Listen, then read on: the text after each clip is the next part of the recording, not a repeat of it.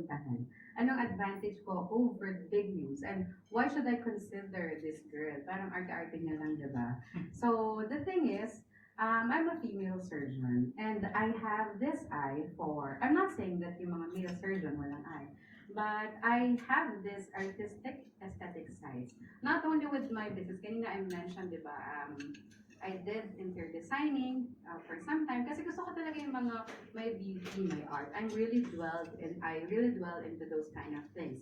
So my advantage I think is that I'm a female surgeon with an aesthetic sense. I go for the natural looking results. So the results that I'll be giving to you or doing to you is very natural, almost undetectable, but enhanced. Okay, so hindi siya halata, pero maganda siya. Also, I try to shy away from trends, like kunwari Barbie nose or something like what's in now, because something trendy, it does not last long. So kung gusto natin ng longevity, if you want to achieve a very, very classic nose or look that will last, so go with me. Also, I think my techniques are actually a combination of those you mentioned na parang the ones established in the industry. So actually, they were my mentors. So, syempre ako, as a student before, matututo din ako dun sa mga galing sa sanay na. So actually, we are in a big community. So magkakakilala lang kami. I'm not telling na mas magaling ako, but the way I tell it to my patient is that I will take care of you.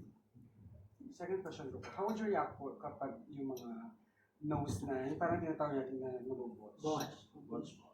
So, sabi ko nga, kunwari, galing man sa akin or galing sa ibang doctor, I tell my patients, walang surgeon na intended na sirain yung ilong mo or not only with the nose, but walang surgeon or doctor na gustong sirain yung mukha mo. Okay? Pero, pag sinabi din ng pasyente na ito, Doc, wala siyang complication, mean kasi wala din siyang patients. Okay? So you cannot be a surgeon without having any complication. So it's part of learning. So I tell my patient, you're gonna take a look on the amount or gaano karami yung naging watch niya. So kung out of the 117 nagawa niya, maybe there's something wrong. But if out of the 100, just 5 or less than 10, I think good rate pa din yun or good census pa din yun. So if I see patients with a watch nose or watch surgery, which is in reality yung talaga yung nakikita ko, I try to educate them na it takes two to tango. Pwedeng ikaw yung nagkamali or pwedeng nag-drugs ka. O may ganun ng patient or nag-cocaine siya, sorry. After the procedure, of course, magkakaroon siya ng problem. You cannot really blame it on the doctor. So these things I try to discuss in my page or my social media accounts because I always tell my patient it takes two to tango. So if you're gonna do what you need to do during the healing process, you take care of yourself, I'm sure na magiging maganda din yung healing mo. And of course, syempre yung surgeon, dapat gagalingan niya din yung procedure. Last po, if pwede pong i-divulge yung from silicone to vertex po, range po ng price po na in-offer niyo. Oh, ako honestly, I don't use silicone because for me, it comes with a lot of complications. Sorry for using this term, pero parang for me, it's an ancient na implant. Nowadays, there are many more commercially available, which is the Vortex. So in my clinic, actually, we do not really recommend silicone. So I'm more of using Vortex. So usually, ang price range namin mga nasa 100 plus thousand because I do it under sedation. Pahabol na lang po. If Yes. pwede po kayo magbanggit, kahit initials po ng influencers or showbiz personalities So na hawakan niyo po. meron naman, you can see it on my social media accounts. Yung mostly there are beauty influencers and lifestyle influencers. So I'm not gonna name names. Meron din mga news anchor actually. So but you'll see them in my account. Thank you po. Thank you. Thank you. Thank you, Barbilicious. Barbie ba? Barbilicious. Barbie knows. Barbie. Naku, pasensya ka na. I'm not the right one for you. Miss Laila, Experience Travel Magazine. Hi, hello. Yeah, she just had a shoot. So, introduce ko lang very briefly. So, Sculptra, it's the #1 PLLA. So, when we say PLLA, it's your collagen. So, as we age kasi, by 20, tayo ay nagkakaroon na ng 1% decrease of collagen. So, ganun yun. Bata ka pa lang, bumaba na siya. And yung Sculptra, it will replace your collagen. So, Sculptra is the #1 collagen stimulator that's available in the market. So, for example, you want to look younger but you don't want to have a facelift or a surgical procedure, this is what I recommend. So, very, very in demand, especially here and abroad. So, this is also one of my bestsellers that I know. If you're gonna travel abroad, so you're from a travel magazine, siguro for example sa Korea, makikita mo doon parang they inject a lot, di ba? Parang sa isang visit mo, sa isang clinic, they're gonna do 10 procedures. So, sikat na sikat ngayon sa Korea yung mga skin boosters. So, ang mantra is kasi, the way we do it now is, yung mga skincare mo, instead of you're applying it topically, instead na pinapahid mo siya, inject mo na lang siya. Okay? So, ayun yung sinasabi ko sa mga patients. So, when you do or use your skin boosters, so it's like applying or injecting your skincare under your skin so it will last longer. And yung effect, kasi mas deeper siya, mas maganda yung effect na. So, also one of my bestseller in the clinic. Okay? And then lastly, yung Restylane Kiss. So, from the word itself, it's kissing, okay? So, it's fillers for your lips. So, Restylane actually pioneered the invention of fillers. So, siya yung naka-invento ng fillers. So, dun pa lang alam mo na it's a good brand. So, Restylane Kiss is specifically a filler for the lips. So, ang advantage na over the other is that it will hydrate and make your lips look plumper, mas volumized, pero not overly done. So, again, if you follow my social media account, I'm not really into like the overfilled look, alam niyo yun? So, yeah, meron akong patient before na news anchor. Sabi niya, Doc, sa ibang clinic, yung mga patients, parang magkakamukha. I know, alam niyo yan, kasi you're more of the, mas marami kayong nakaka-interact ng mga celebrities than me.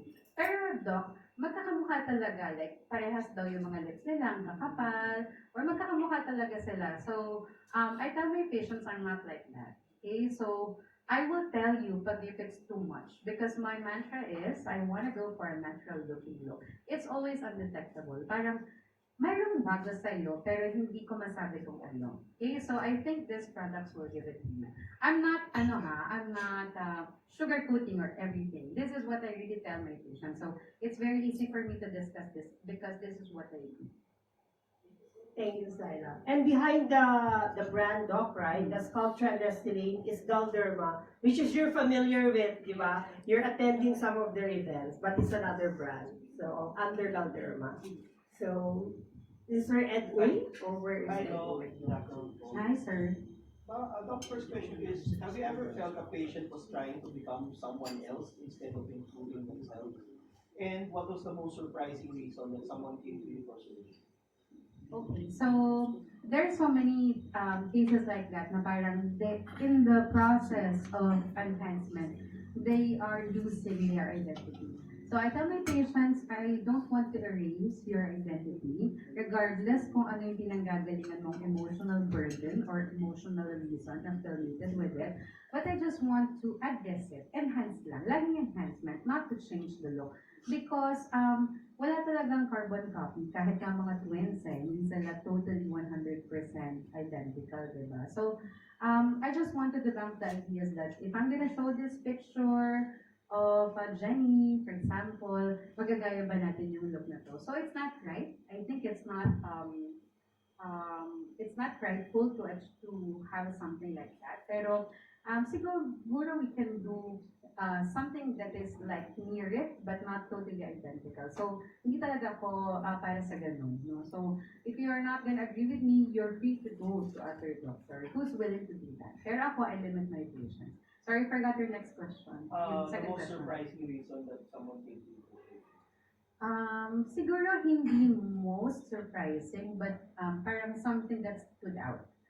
Before, I have this 65-year-old female patient, primary rhino. So sabi ko, bakit ngayon lang? Kasi tinatanong ko yan, parang bakit hindi ng mga 40s ka? Bakit ngayon na 65 ka na? So, ang sabi niya kasi, namatayan siya ng anak. And plan ng anak niya mag-pray na sa akin. So, instead na yung anak niya, siya na lang. Ay, naiyak-tuloy ako. Another question po. Yes, sir. Ed. Is there a part of the face na you would never touch or never change? No matter how the patient asks. Meron ba talaga Siguro wala. Because I'm an ENT. So, before I did the pagpapaganda, marami muna akong nakitang sira. Like literally, I came and trained in East Avenue Medical Center, which is very, very nearby. East Avenue Medical Center is a referral hospital for vehicular accidents. So, siya yung mga dinadala ng mga sobrang bali-bali mga mukha, ganyan, so mga aksidente. So, I've seen a lot of traumatic cases. That's why I don't ride the motorcycle. Never! Kasi mga nakita ko ng maraming mga ano. Sabi ko, kahit maliit na ako, hindi ako magmamotor. Sorry. LTFRB. Sorry. Pero, kasi nga, I've seen a lot of, kumbaga, mga nasirang mukha because of the accident. So, I know how to fix them because I'm an ENT. Yun ang pinaka-baseline ko. I'm an ENT, so I've seen a lot of, kumbaga, distorted faces from vehicular accidents. So, parang na-touch ko na siya lahat.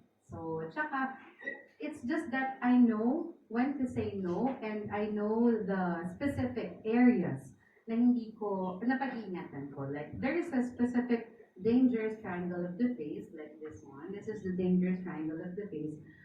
It's best not to inject on those areas because I think narinig niyo na to, yung mga nabubulag, because nagpa-filler. So, tingin ko kasi baka hindi ENT yung nag-inject. So, sometimes less is more. Diba? Hindi pala sometimes, it's usually the case. Less is more. Last question. You mentioned kanina 65 years old.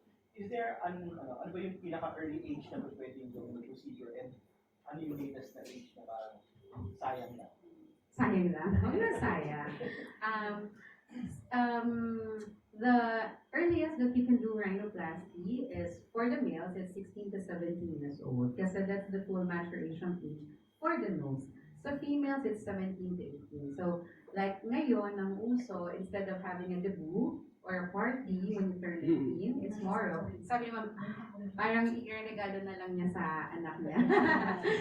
Pero ganun talaga. So, instead of having parties the traditional way, they're just gonna do or have their rhinoplasty. And latest yung pinaka ano ba?